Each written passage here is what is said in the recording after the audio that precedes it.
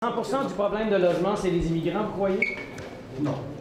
Il aura fallu 24 petites heures pour que les ministres fédéraux répliquent aux propos de François Legault dans ses entrevues bilan d'hier. À Ottawa, la salve est venue de deux ministres québécois, Pablo Rodriguez et Mark Miller. Selon eux, le premier ministre du Québec invente des chiffres sur l'immigration.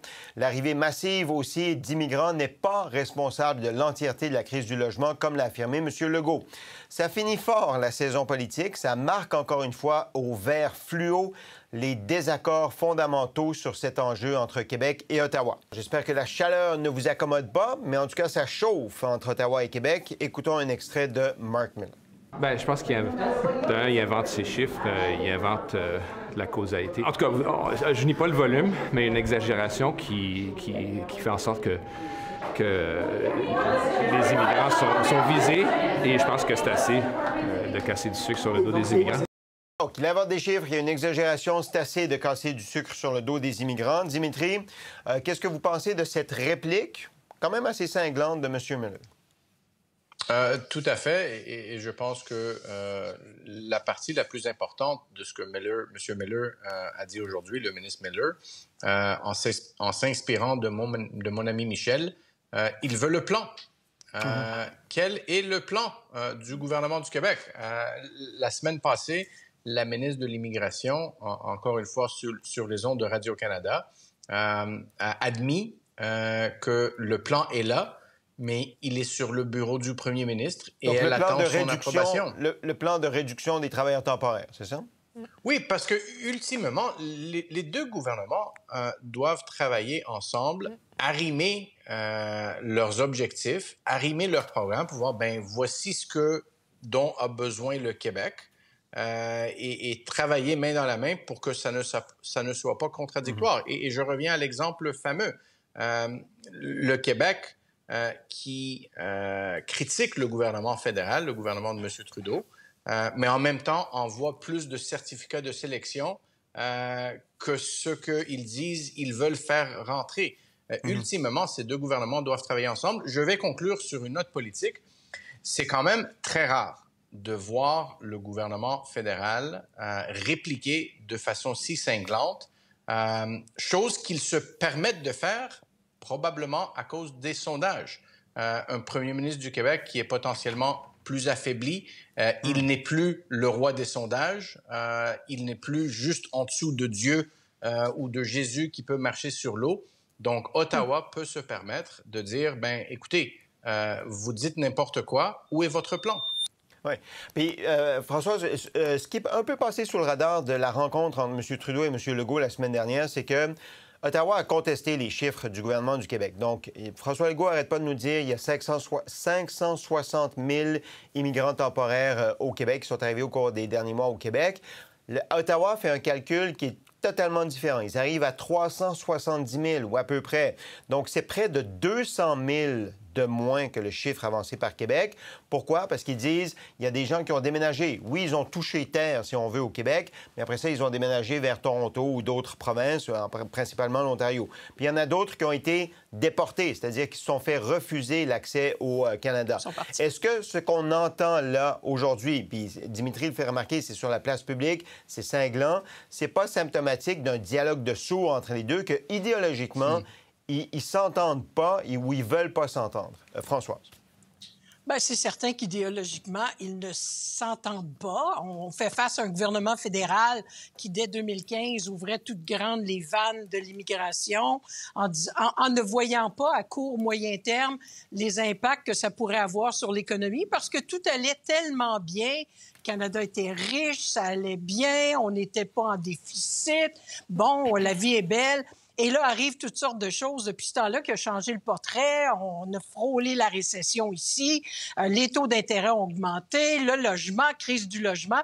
Alors, ça change les chansons, hein? Alors, on s'en va vers un autre répertoire. Dimitri dit que peut-être que la réplique cinglante de Mark Miller est venue parce que c'est un gouvernement un peu affaibli dans les sondages. Moi, je dirais aussi parce que le gouvernement libéral est aussi très faible dans les sondages et veut garder ses propres circonscriptions où il y a beaucoup d'immigrants. OK, donc il ne parle pas, M. Legault. il parle à la région de Toronto? Il parle à la région de Toronto, il parle à Montréal, okay. il parle à bien des endroits là, à ce niveau-là. En même temps, il faut prendre ça un petit peu avec un grain de sel. Là, c'est Marc Miller. Marc Miller ne fait pas toujours dans la dentelle.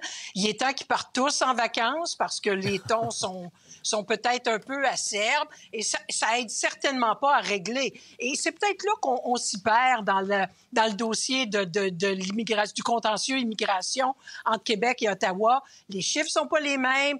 On dit une chose, mais on fait son contraire. On en beurre épais, on généralise, on mélange les différentes catégories.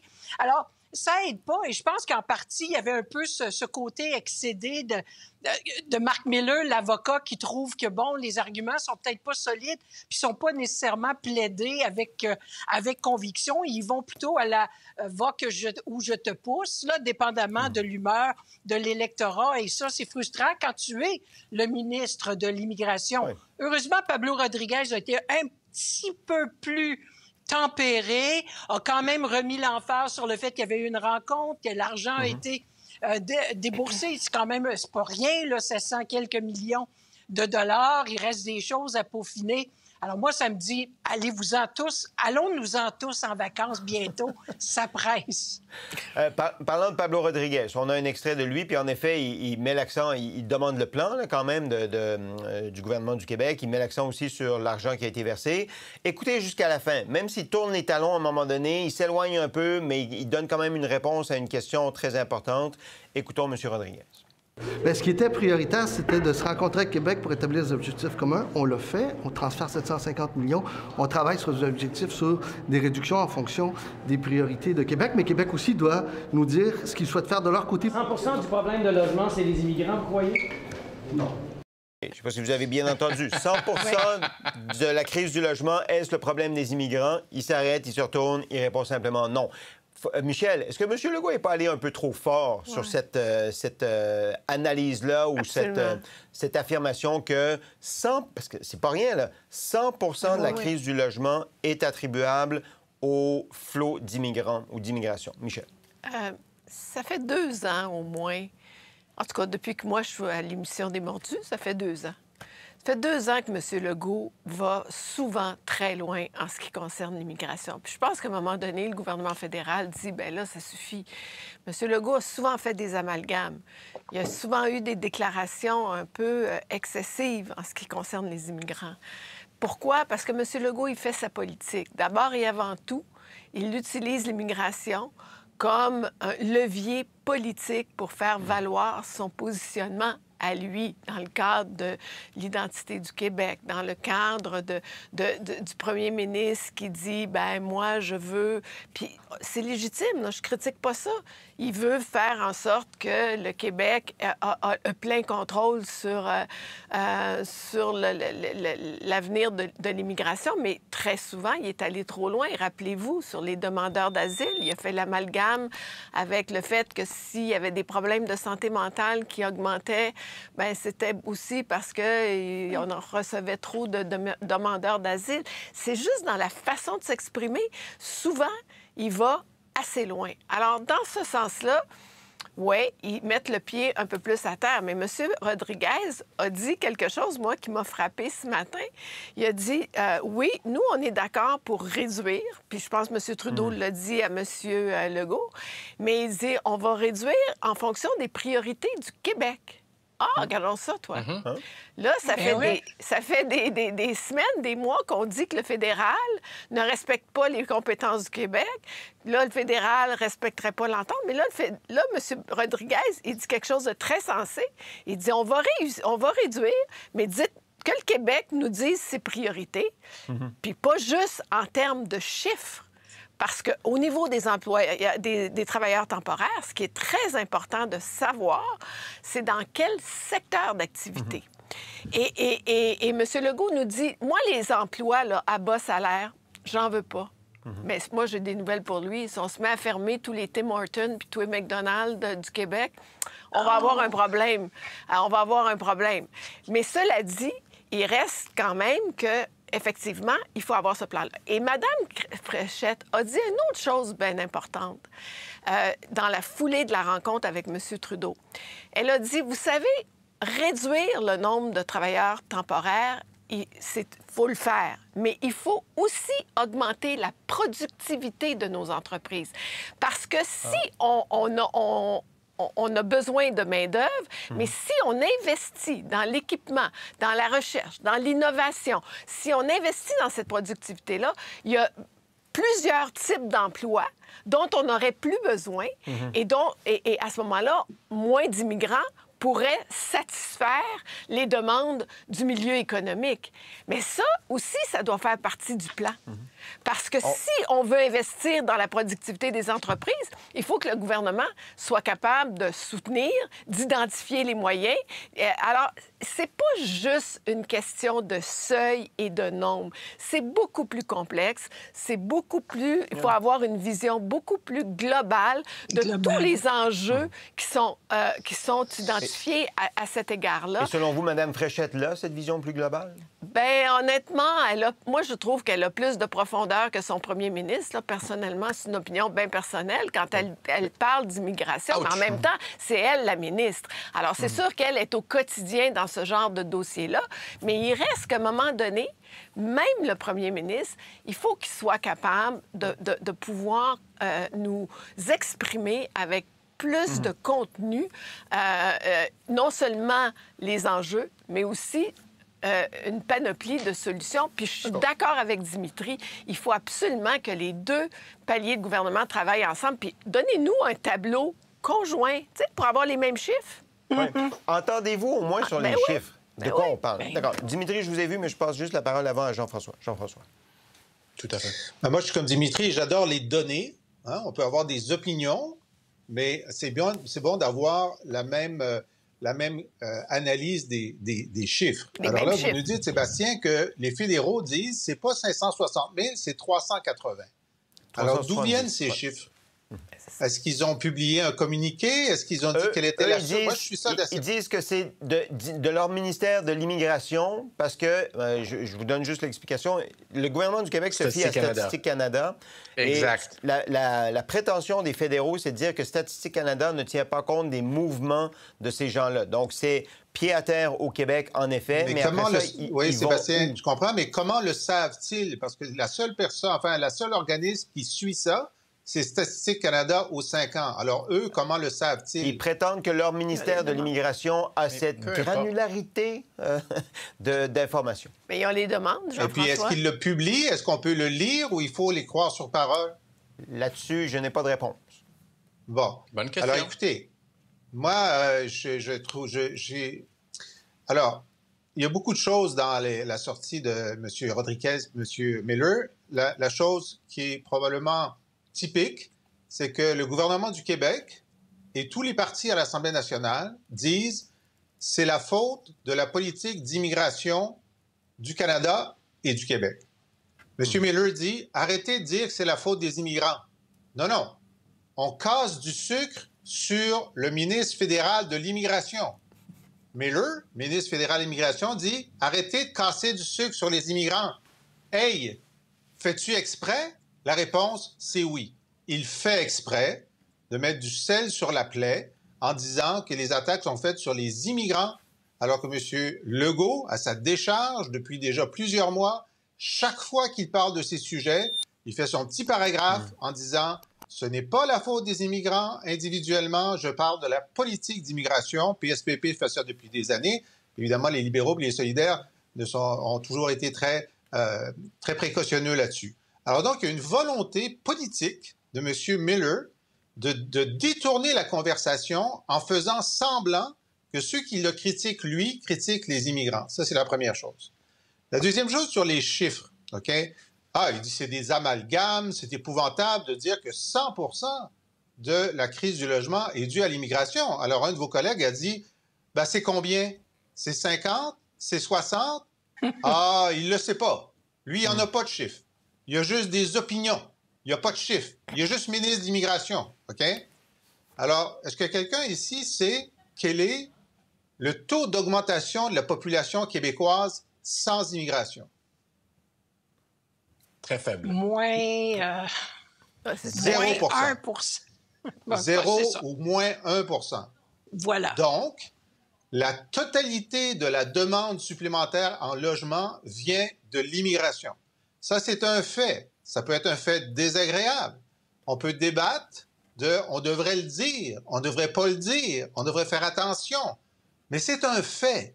Mais dans un marché, Québec, Jean-François, il y a l'offre et la demande. Oui, il y a la demande. Oui, il y a l'offre et la les demande. rénovictions, Si on n'a pas les rénovictions, augmenté Airbnb, il y a plein d'autres facteurs qui sont... Oui, il y a plein d'autres facteurs.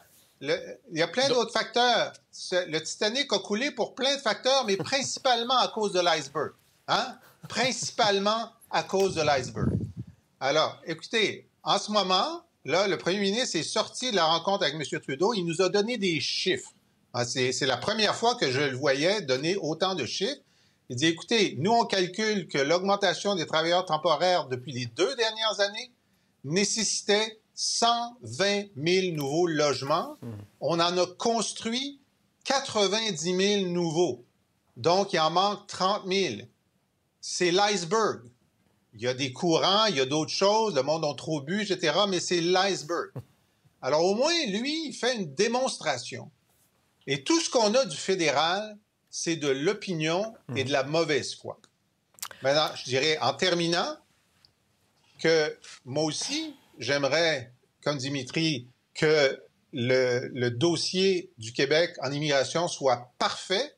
Puis tout ce qui manque, c'est l'action fédérale. Malheureusement, c'est pas le cas.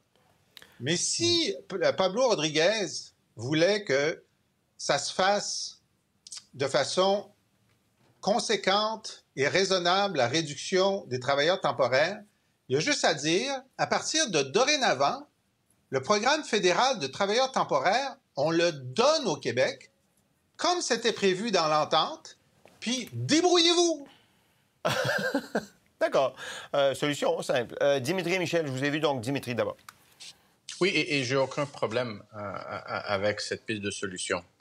Et probablement que le gouvernement fédéral devrait la considérer de façon assez sérieuse. Je veux revenir sur juste une donnée de Jean-François. Donc, si on arrête l'immigration complètement et notre population est en déclin ou statu quo entre 0 et moins 1%, le problème est réglé. On va devoir commencer à démolir des maisons parce qu'il y en aura trop. C'est pas ça le point. Puis et c'est ça mon problème avec ce débat. On se bat avec est-ce que c'est 50 000, est-ce que c'est 70 000, qui a raison? C'est comme une vente aux enchères, puis des gens de tous les bords, ils sortent des chiffres de n'importe où, puis je ne veux pas dire de quelle partie de leur corps. Ultimement, on doit se décider sur qui est-ce qu'on veut accueillir, qu'est-ce que ces gens-là ont à offrir et que voulons-nous leur offrir. Vous savez quoi? Là, aujourd'hui, vous allez voir mon côté plus à gauche, plus socialiste. J'ai aucun problème de payer 25 sous de plus pour mon café ou 50 sous de plus pour mon Big Mac. J'ai un problème fondamental et je ferais, si j'étais toujours en politique, la guerre ou la lutte contre les Tim Hortons et les McDonald's de ce monde qui amènent des travailleurs temporaires, les payent le minimum qu'ils peuvent les payer. Qu'offrons-nous à ces gens-là qui viennent ici au Canada et au Québec? Un salaire minimum. Donc, je pense qu'il faut sérieusement avoir cette conversation sur notre système d'immigration à travers le pays, sans partisanerie. Et je vais vous dire une chose, sur Mark Miller et le travail qu'il fait, le ministère de l'immigration, que ce soit au fédéral ou au provincial, c'est probablement un des ministères les plus complexes et compliqués parce qu'il y a aussi beaucoup d'incompétences. Le monsieur attend depuis 2006 sa réponse du ministère fédéral. Donc, ce que je suis en train de voir, et je ne connais pas M. Miller, ce que je suis en train de voir, c'est un ministre de l'Immigration qui connaît son dossier, donc peut se permettre de dire travaillons ensemble. Puis tout ce qu'on voit, Jean-François, vous dites que le gouvernement fédéral veut faire la guerre avec le Québec. Tout ce qu'on voit, c'est un certain niveau d'ouverture de la part du gouvernement fédéral de dire travaillons ensemble. Qu'est-ce que vous voulez? Dites-nous qu'est-ce que vous voulez. Mais on a aussi l'impression, vous appelez à un débat non partisan, on a quand même l'impression que de part et d'autre, il y a de la politique là, des deux côtés. Ah ben oui, c'est ça. Oui, puis c'est à cause de la xénophobie que certains politiciens à travers le pays, puis on est... Oui, je sais, Sébastien, vous allez devenir diplomate. Le mot écorche, oui. Oui, ouais, non, je sais. Regardez le débat en Europe. Regardez, puis je ne parle pas de politiciens, mais je parle que sur le terrain, les gens, dans certains coins du pays, ne veulent simplement pas avoir d'immigrants. Ouais. Michel. Bien, moi, ça me fait bien plaisir, Sébastien, de dire aujourd'hui que pour une fois, je suis d'accord avec Dimitri. Moi, j'aime ça, ton petit côté gauche, là. Non, c'est un mini-wheat. Il a un côté givré puis un côté sucré. Très honnêtement, je suis très d'accord. Je suis élevé par une mère qui était serveuse, donc je comprends les difficultés des gens qui sont payés au salaire minimum. Je comprends, puis je respecte ça, Dimitri. Mais moi, je veux dire que... parce que quand on écoute Jean-François, là, c'est toujours super éloquent. Puis, tu sais, il y a une logique derrière toute la démonstration que nous offre Jean-François, puis j'écoute attentivement. Mais dans ce dossier-là, chacun fait sa politique. Et il ne faut pas regarder strictement ce que M. Legault a dit à sa sortie de la rencontre avec M. Trudeau. Il faut regarder ça sur une période beaucoup plus longue pour dire qu'à un moment donné, chacun utilise les chiffres comme il veut les utiliser pour vraiment faire valoir un peu son positionnement politique puis essayer de faire des gains par rapport à ça.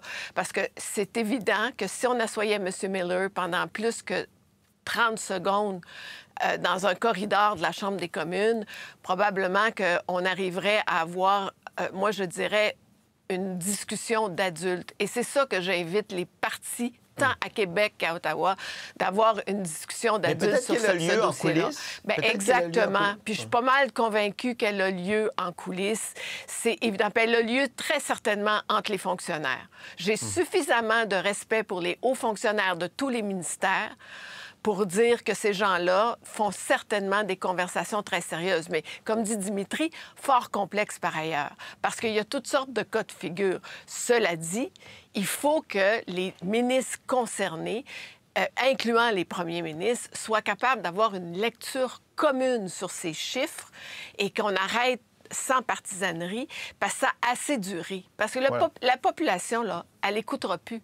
Ouais, elle n'écoutera plus. À un moment donné, ça ne veut plus rien dire pour la population, alors qu'on devrait avoir une vision d'avenir, une vision sociale de l'immigration, une vision économique de l'immigration, puis une vision aussi démographique, dans le sens de qu'est-ce que ça prend pour les 10, 15, 20 prochaines années pour s'assurer que... Parce que je vous le dis, là, on peut bien décider de réduire de moitié. C'est facile à dire, pas facile à faire. Exact. Mais encore une fois, M. Legault, dites-nous où on va réduire cette immigration-là.